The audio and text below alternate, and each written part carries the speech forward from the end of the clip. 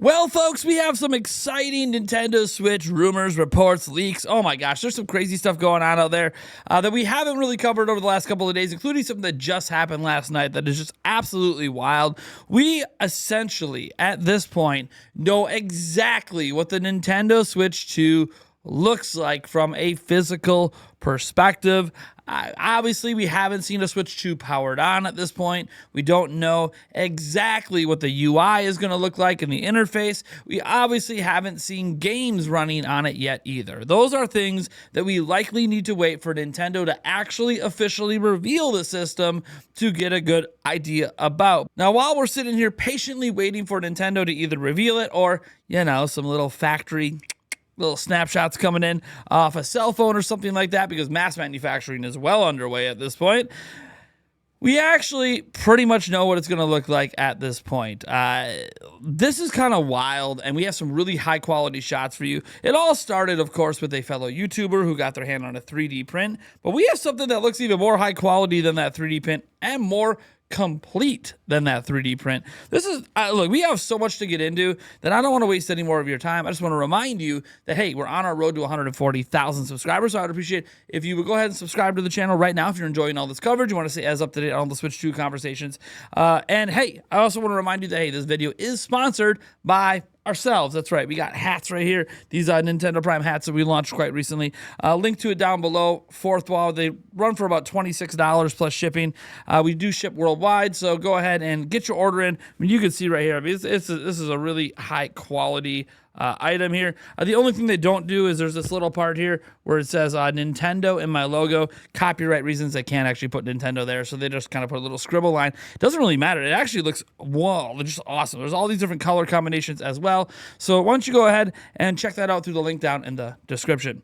Now, first I want to talk about SwitchUp. I want to give this YouTuber a ton of credit. They are a significantly larger YouTuber than me, and they talked to a company called Involler, who sent them a Switch 2 case, and inside that case, as you see it on screen, was a mock model of the Nintendo Switch 2. Now, it doesn't look like the Joy-Cons actually disconnect. It all seems to be one solid piece. It is going with those white color Joy-Cons again, which we've seen a bunch of times. And there's a few things we learned from this that we, might not learn from something that I think is even higher quality. A few things, assuming that these are final designs. We learned that there is some slight angle changes on the Joy-Cons. We also see size comparisons as well to the Steam Deck and the Switch OLED, but there seems to be some slightly different rounded and taperedness to the top of the Joy-Cons going down. That is different than the current Joy-Cons, so that should, in theory, be a bit more ergonomic. SwitchUp does describe it as being more ergonomic. There's also a slight taper from the inside coming out, so not just a rounded edge, but a literal taper for the part that sits into your palm. That also is being described as a bit more ergonomic. So it does look like Nintendo might have taken the current Joy-Con design, obviously made them a little bit bigger because it's a bigger system, and that's nice for my big meaty hands, but also did work on the ergonomics a little bit. They're not going to obviously be perfect, and for a lot of people, a grip is still going to be the way to go, but they did worry about that comfortability factor and making it more comfortable to hold, so I do enjoy that aspect of what we saw. Now, there's other things you'll see in here. Obviously, the cartridge slot, much bigger ventilation on the top, so that's really cool. Obviously, we suspect this is going to need quite a bit of cooling, more cooling than the Nintendo Switch needed. So bigger ventilation, probably a bigger fan in there and a bigger fin stack for cooling and all of that. The other stuff that we kind of learned is just, hey, there's that capture button we see again. We've seen that a bunch of times, or whatever that C button is. Maybe it's a chat button. Maybe it's a camera button, right? And when you say chat button, we're talking about like direct messages. Like maybe you could DM your friends and that's a quick access for it. Who knows? We don't actually know what the button's for. So that is something that we won't know until it's revealed. We obviously see the what we feel are release buttons on the back, those two pretty sturdy release buttons. But yeah, that's pretty much it. There's a lot of other things you can kind of look at here, but he doesn't always give the angles that I'd like to see, but I want to give him a shout out because he's the only person in the world that seems to have, at least here in the West, a actual like printed model from the actual documents and designs that were given to these third-party accessory manufacturers. But it doesn't stop there. We're actually going to head over to Universal Nintendo because we have some high quality renders going on here. We're not talking about like CAD models. This looks pretty much like what the Switch 2 is going to be. There's a couple notes we have to make about it as well. But this is based on third-party accessories as well. So Nintendo Switch 2 has more 3D renders released by an accessory manufacturer.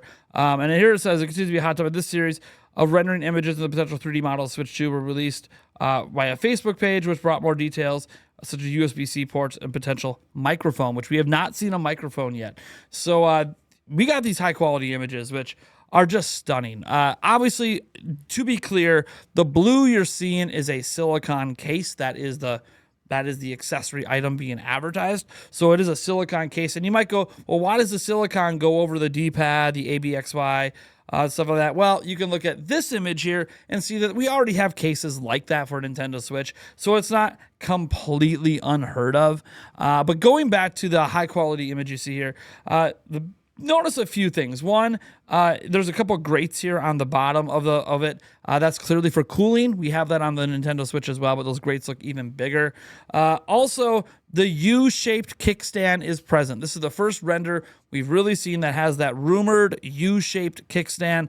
Chances are a micro SD card is hidden underneath that, just like it is on the current model of Switch. So there is that. You see that C button and everything else looking real nice. We'll go to the next image we have here where we get to see a look at the top and the bottom. And you can see our cartridge slot reader, headphone, microphone jack. But this is where things get really interesting. One, you can actually see part of the fin stack in here. Again, I believe these are 3D renders. If these aren't 3D renders, then this is just impressive as hell. But also, over here seems to be the light sensor. This is your volume rocker and your power. It's kind of hard to see. But you see a light sensor here. But what's this over here?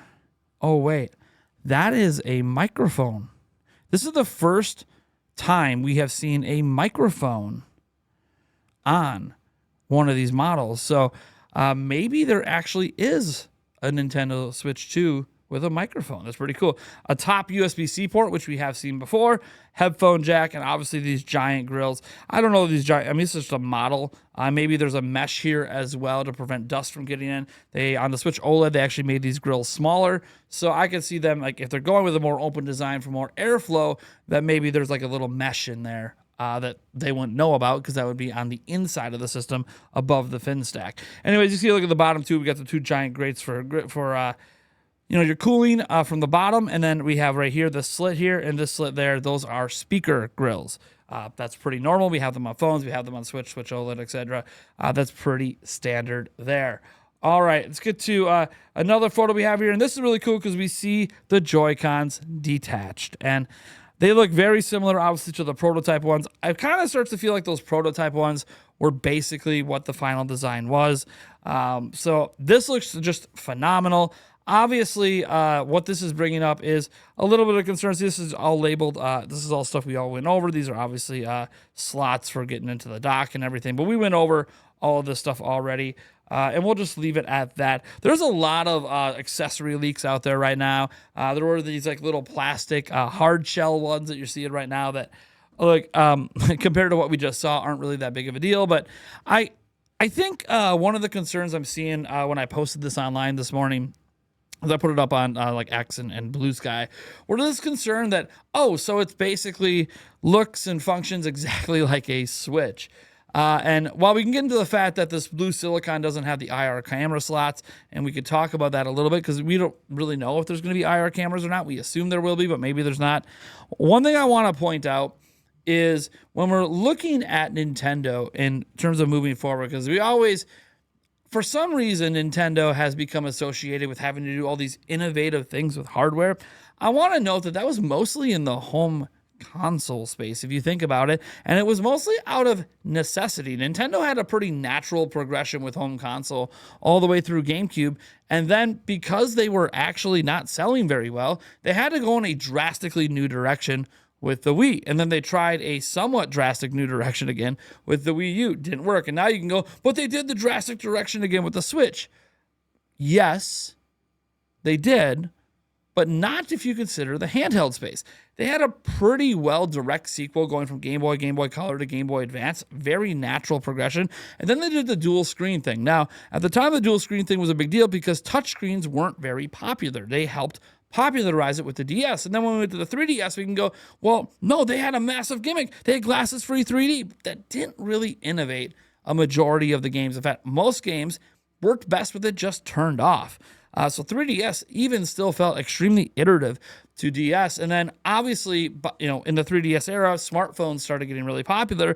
And we kind of hit this point where you don't really need your touchscreen to be separate. At the time, it made sense with DS, but as technology advanced, why separate the touchscreen from the main screen? So then you go over to Nintendo Switch, and if you look at Switch in comparison to the 3DS, it basically just took both screens and put them together and just gave us a more powerful system. And then they just allowed us to detach controllers so we can have instant multiplayer and maintain a little bit of that Wii-like functionality they normalized with the Wii. So if you want to do some motion control stuff, it's available. Honestly, the Switch is like their amalgamation of everything they've kind of done in the past. And there is no need to consistently innovate at a hardware level because you have to remember why Nintendo was doing it.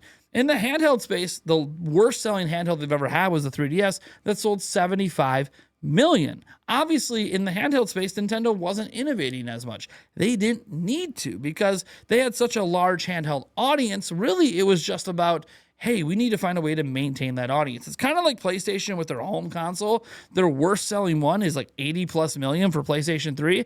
Obviously, there's not going to be massive major innovations every single generation. It doesn't make sense to do that. You're just trying to maintain your current audience. Nintendo Switch is on pace to be the best-selling system ever released, and already, or soon to be, the best-selling system Nintendo's ever put out. Clearly, their mission is going to be maintain that audience, release a familiar product that's also new.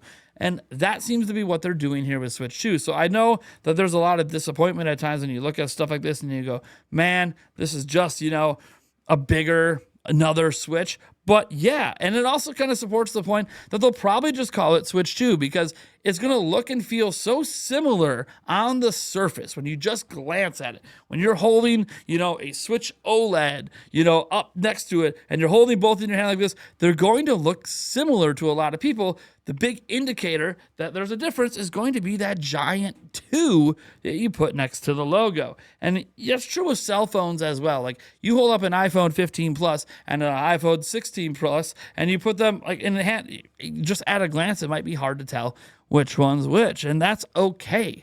The people that use those devices can tell which one is which because there are some minute differences. So the way to look at this to me is that when we're looking at something like this is that I think that this probably is extremely close, maybe some IR cameras on the bottom of the Joy-Cons, but extremely close to what we're going to see when Nintendo reveals it. Obviously not without the blue silicone, and we don't know that they're going to go with white Joy-Cons. That's obviously a guess. But I do think that we are at a point here where we have a pretty damn good idea that that's what the Switch 2 is going to actually look like. And so what we really need to see is the games.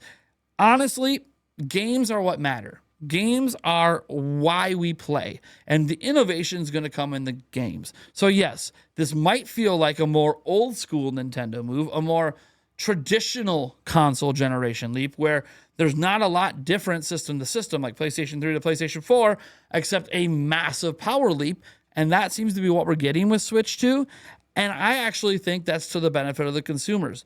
Don't fix what ain't broken. See, GameCube didn't sell very well. Clearly, Nintendo was broken in the home console space. They had to do something different. They had to flip the switch and go in a different direction. It's kind of weird when they did the DS because they didn't have to do that with the DS, but they wanted to find a way to get touchscreen technology because they felt like that was going to be a major feature in the future. And while Game Boy Advance was selling well, they're like, yeah, but we got to do something with these touchscreens. And even then, it still mostly just kind of played games the same way. Like, yeah, we had some games go on 2 screens, but there was a lot of games that were just top screen, and it was fine. So I look at this in the light of Nintendo is recognizing they have a smash hit in Switch. Why rock the boat? Just give everyone what they want. A more powerful system that has some decent quality of life improvements and allows us to play games and allows Nintendo to create games that they couldn't create before because they didn't have the power to do so. And you know what? I think that is just fine. You just have to make the branding obvious. The more we see the more Nintendo Switch 2 feels like a lock for the name. Let me know what you guys think about this stuff down in the comments below. I'm obviously really excited about all of this. Also, be sure to tune into our Game Awards live stream later today at 5 p.m. Central. We'll be live about an hour and a half before the show. Thunderstash, Eric Moore. We're going to have a betting special. We're going to have a lot of fun, some great conversations, answering questions from the chat, and just having a damn good time as we watch all the craziness that happens at the Game Awards. And if you're wondering what I expect for Nintendo, the honest truth is I kind of think Nintendo isn't going to show anything here. There might be a commercial for Donkey Kong, but I think they're not really going to show anything at this event. I think everything at Nintendo is kind of on pause besides Donkey Kong right now until Switch 2 is revealed. So I kind of think Nintendo's in a holding pattern, and they're going to maintain that holding pattern. And that doesn't mean one of those trailers won't slip a Nintendo logo in from a third party, but that's up to them. There should be a lot of exciting third-party announcements, though. After all, it is the 10th anniversary of the Game Awards. So hopefully you guys decide to come in, tune in. We're going to have a good time, and I'll catch each and every one of you in that live stream or our next video tomorrow.